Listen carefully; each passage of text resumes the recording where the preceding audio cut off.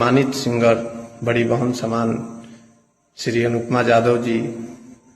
दोस्तों ये वही व्यक्ति है जो अनुपमा यादव को अभी अपने बहन मान रहे हैं। जो वही व्यक्ति है जो कि अनुपमा यादव को यानी भरे मंच पे से बेइज्जती करते हुए यानी निकाल रहा था, जो कि बोल रहा था निकलो निकलो, जो कि सोशल मीडिया पे वीडियो काफ़ी ज़्यादा वायरल हुआ था। ये व्यक्ति इतना ज़्यादा ट्रोल हुआ है, जो कि व्यक्ति अभी माफ़ी मांग रहा है, वो भी किससे, जो कि भोजपुरी की शेरनी अनुपमा यादव की। अनुपमा यादव से, जो कि अनुपमा यादव के जो स्टेज पे जो कि अनुपमा यादव के जिस तरह से अनुपमा यादव को बेइज्जती किया था, वो अनुपमा यादव ने अभी माफ़ी मंगा दिया है उस व्यक्ति से। ये होता है अनुपमा यादव के पावर।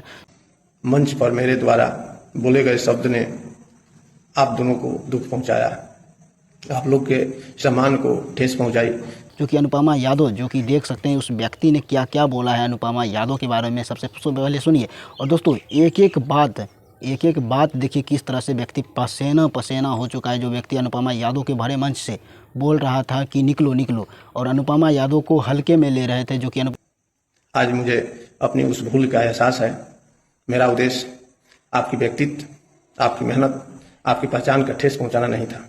अब तो अनुपमा यादव को कोई हल्के में नहीं लेगा, क्योंकि अनुपमा यादव वो अब वो आदमी बन चुके हैं, वो यानी शेरनी बन चुकी है, जो कि अनुपमा यादव से अब डरेंगे। स्टेज पे भी कोई यानी कुछ बोलने से पहले सोचना पड़ेगा कि अनुपमा यादव के साथ ऐसा करे या नहीं करे। देख सकते हैं माफ़ी तो इस तरह से मंगाया है, जो कि ये व्यक्ति पूरा पसीना पसीना हो चुका है। इसका मुझे गहरा पछतावा है।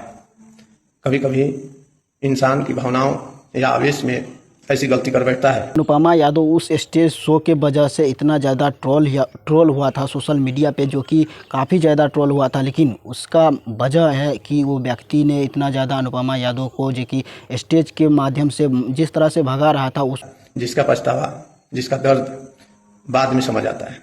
जो कि ये होता है भोजपुरी का पावर, दो कि एक एक शब्द देखिए किस तरह से बोल रहा है। और दोस्तों इसको पछतावा हो रहा है कि अनुपमा यादव के साथ हमने क्या किया है। जो को ये होता है अनुपमा यादव की पावर, लेकिन अनुपमा यादव छोड़ने में से कलाकार नहीं थे, जो कि उसको माफ़ी मंगाना था तो मंगा ही दिया।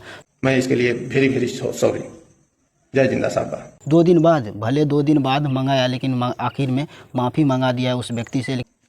परिवार के सदस्य, बड़े भाई, लोकप्रिय एंकर श्री रवि रंजन जी से दिल के गहराइयों से माफ़ी मांगता हूँ।